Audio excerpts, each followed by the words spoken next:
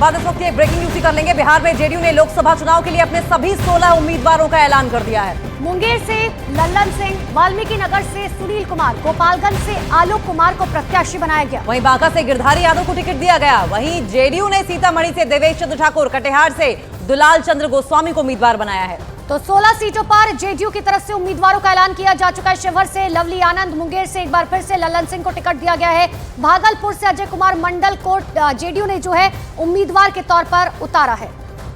और जेडीयू की जो कैंडिडेट लिस्ट की अनाउंसमेंट के बाद से ही न्यूज 18 की खबर पर मुहर लगती हुई दिखाई दे रही है, क्योंकि ज्यादातर जो कैंडिडेट्स हैं और उन सीट से न्यूज 18 ने पहले ही आपको इशारा कर दिया गया था कि यहीं से ये फलाने कैंडिडेट जो हैं वो उतारे जाएंगे। राष्ट्रीय जनतांत्रिक गठबंधन का लक्ष्य है, पिछले 2019 के चुनाव में हम लोग 39 सीट जीते थे। इस बार हम लोग जो एक सीट हार गए थे उसको भी जीतेंगे और इस बार हम लोग का लक्ष्य 40 का 40 सीट का लक्ष्य है और फिर से इस देश के प्रधानमंत्री आदरणीय नरेंद्र मोदी जी को बनाने के लिए बिहार की जनता का समर्थन प्राप्त है। तो 16 सीटों पर उम्मीदवारों का ऐलान कर दिया गया। सीधे ले चलते ग्राउंड जीरो पर। मेरे सहयोगी चंद्रमोहन लगातार पटना से मेरे साथ बने हुए हैं।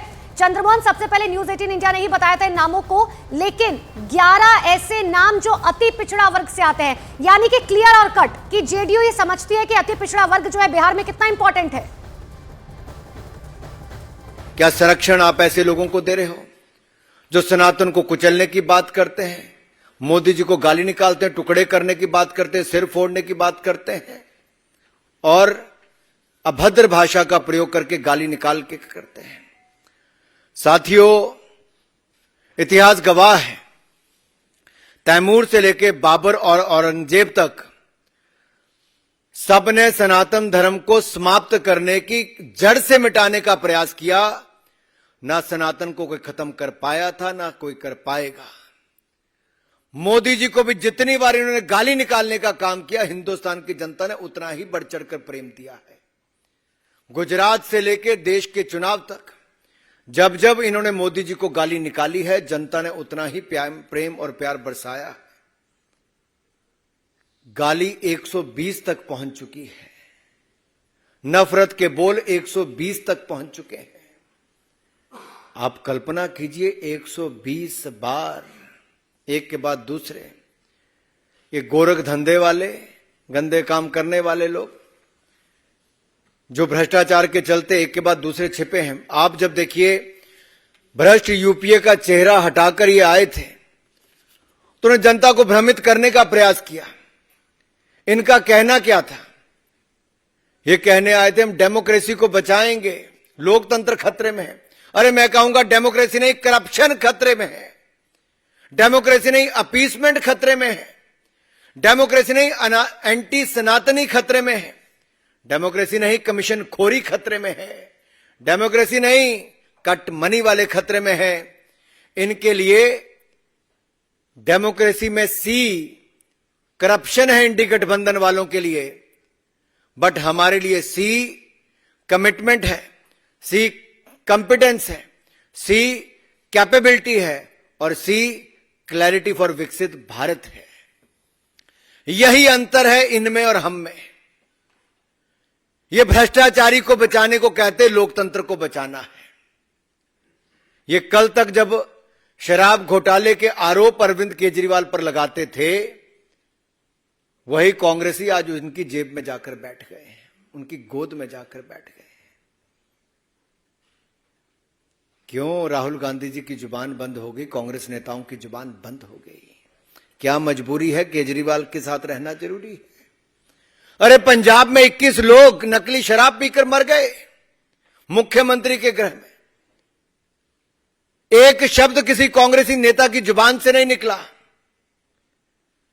लेकिन यही आम आदमी पार्टी के लोग कांग्रेस की सरकार के खिलाफ कहते थे, हम नशा मुक्त करके नशे के धंधे को बंद करेंगे। आज नशे के चलते 21 लोगों की जान ले ली, कांग्रेस के लोग फिर चुप बैठे हैं। ये यूपीए का चोला उतारकर इंडी गठबंधन जो बनाया, घमंडी गठबंधन जो बनाया है, साफ नजर आता है कारनामे वही हैं, करप्शन वही है, भ्रष्टाचारी वही हैं, केवल चेहरा नया लेकर आए हैं, लेकिन जनता सब जानती है। मेरा निवेदन आप सबसे रहेगा कि सवाल पूछिए, मैं आपके मन से सवाल पूछ रहा हूं राहुल गांधी जी से, ये नफरत की दुकान कब तक चलाओगे राहुल गांधी? नफरत का और कितना सामान भरा है राहुल गांधी जी? पहले आप देश के टुकड़े करना चाहते थे, आज मोदी जी के टुकड़े टुकड़े करना चाहते हो। कितनी नफरत भरी है। पहले टुकड़े टुकड़े गैंग के साथ जाकर खड़े हो जाते थे, आज टुकड़े टुकड़े वालों को अपनी गैंग में शामिल करवा लेते हो।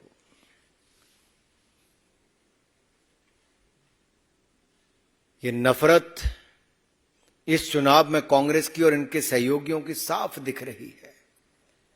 अपशब्द गालियों का भंडार जो इनकी नफरत की दुकान में है, वो आज बाजार में आ गया है। 120 गाली अब तक हो चुकी है मोदी जी के खिलाफ। ये 420 करने वाले ना जाने कितनी गाली और निकालने के लिए तैयार हैं।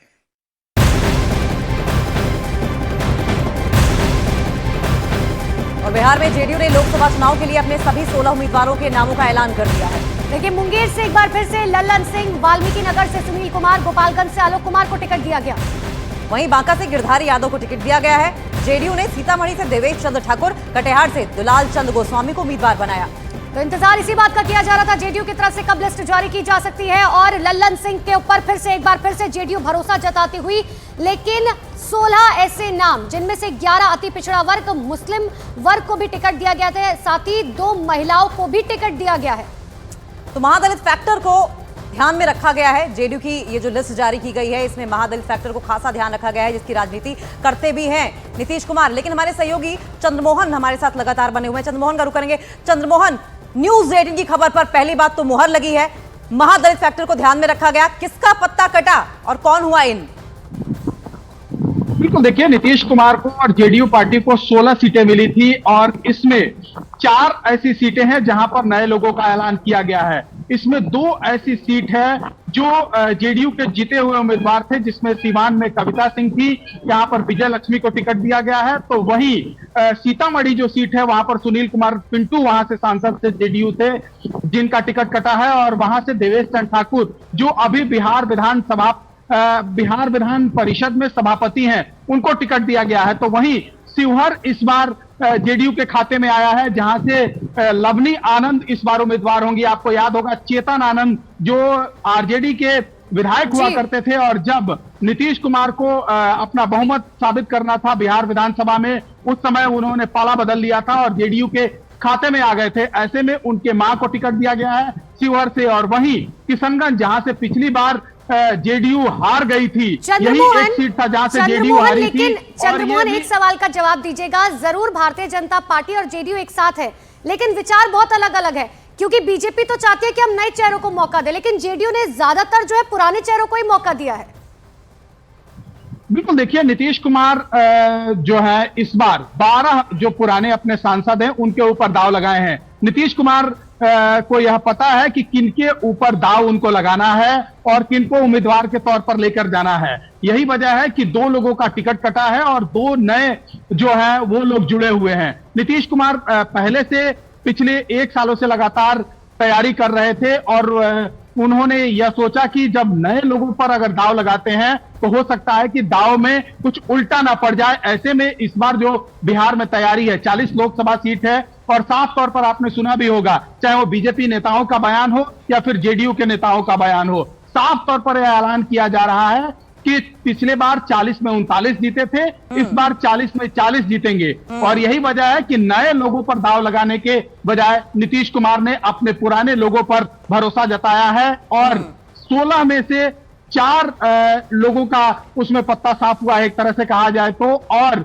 उसमें 12 लोगों को फिर से एक बार टिकट दिया गया है। और अब बिहार की राजनीति में बहुत फूक फूक के कदम रखना पड़ता है और जेडीयू ने इस बात का खासा ख्याल रखा है। लौटेंगे आपके पास, लेकिन इस बीच एक और बड़ी अपडेट आ रही है। बड़ी अपडेट की बात करेंगे। बीएसपी ने उम्मीदवारों की अपनी पहली लिस्ट जारी कर दी है। 16 उम्मीदवारों की लिस्ट में बीएसपी ने 7 मुस्लिम उम्मीदवारों को मैदान में उतारा है। तो बड़ी अपडेट, बहुजन समाज पार्टी ने अपनी पहली लिस्ट जारी करते हुए 16 कैंडिडेट्स के नाम का अनाउंसमेंट किया है, जिसमें से 7 मुस्लिम कैंडिडेट्स हैं। सहारनपुर से कैंडिडेट का अनाउंसमेंट किया गया। कैराना से श्रीपाल सिंह को बीएसपी की तरफ से टिकट दिया गया है। संभल से शौकत अली को बीएसपी ने टिकट दिया है। तो आप ऐसे में समझिए 7 ऐसे मुस्लिम उम्मीदवार जिन्हें मायावती की तरफ से टिकट दिया गया है। 16 उम्मीदवारों में से 7 मुस्लिम। और जिस तरीके से बीएसपी ने सोच समझकर कैंडिडेट्स को उतारा है, जाहिर तौर पर बीएसपी को जाना जाता है समाजवादी पार्टी के वोट्स को काटने के तौर पर।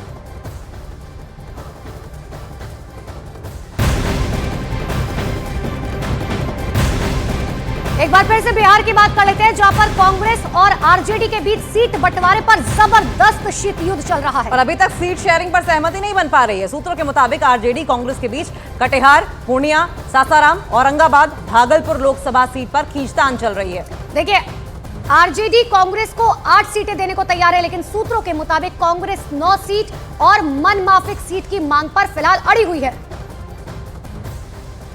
तो सीट शेयरिंग पर अभी तक बात नहीं बन पा रही है। ऐसे में आगे देखने वाली बात होगी क्या कुछ होता है, क्योंकि कांग्रेस टकटकी लगाए बैठी थी जब लालू प्रसाद यादव की तरफ से अपनी दोनों बेटियों को टिकट दिया गया था कि आखिर वो कौन सी सीटें होती है जहां से कांग्रेस को टिकट दिया जाएगा। और अब कांग्रेस जो है अपनी मनमाफिक सीटें लेकर आगे बढ़ना चाहती है। लेकिन पूर्णिया, बेगूसराय, औरंगाबाद, ये सासाराम, ये ऐसी सीटें हैं जहां पर आरजेडी और कांग्रेस दोनों ही अपने उम्मीदवार उतारना चाहती है, लेकिन खींचतान अभी भी है। क्लैरिटी सीट शेयरिंग को लेकर बिल्कुल नहीं। और जिन मनपसंद सीटों को लेकर कांग्रेस और आरजेडी के बीच मामला अटका हुआ है, अब जरा वो एक एक करके आपको दिखा देते हैं। सबसे पहले बात कर लेते हैं काराकाट सीट की। देखिए, जहां से कांग्रेस मीरा कुमार के बेटे को मैदान में उतारना चाहती है, लेकिन ये सीट महागठबंधन में लेफ्ट के खाते में गई है। और एक और सीट है औरंगाबाद की। औरंगाबाद से कांग्रेस के निखिल कुमार अपनी दावेदारी ठोक रहे हैं, लेकिन लालू यादव ने औरंगाबाद सीट से आरजेडी के उम्मीदवार को सिंबल दे दिया है।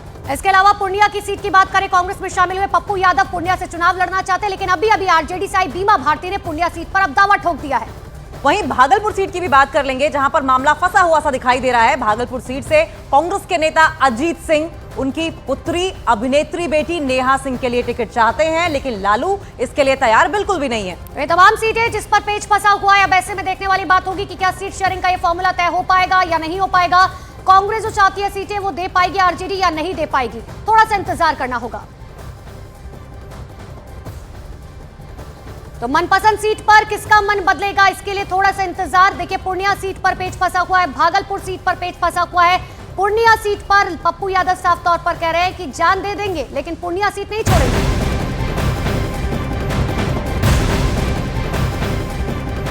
और वहीं बिहार में आरजेडी और कांग्रेस के बीच पूर्णिया सीट पर विवाद बढ़ता चला जा रहा है। खबर यह है कि विधायक बीमा भारती को पूर्णिया से चुनाव लड़ाने के फैसले से कांग्रेस नाराज है। आरजेडी ज्वाइन करने वाली विधायक बीमा भारती ने इस बात का तो दावा भी कर दिया है कि वो पूर्णिया से ही चुनावी मैदान में उतरेंगी। कांग्रेस में शामिल हुए पप्पू यादव ने कहा कि मर जाएंगे लेकिन पूर्णिया नहीं छोड़ेंगे। लेकिन बीमा भारती उन 5 विधायकों में से थी जब जेडीयू यानी कि नीतीश कुमार एनडीए का हिस्सा हो रहे थे, एनडीए के साथ अलायंस कर रहे थे, तो उन 5 बागी विधायकों में बीमा भारती का भी नाम था, जो कि अब पूर्णिया से चुनावी मैदान में ताल ठोकेंगी।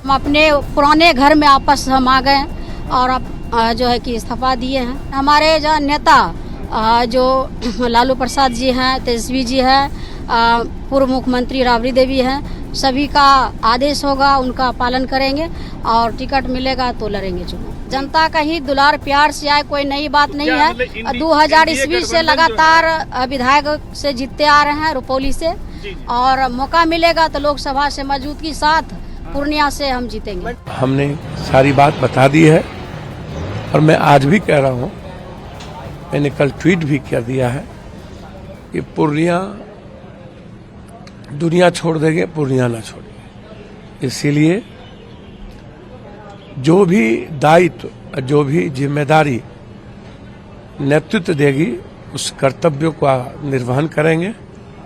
विश्वास मेरे लिए सबसे महत्वपूर्ण है, पद नहीं। बिना पद के भी कोरोना और पटना के बाढ़ में लोगों की सेवा की है।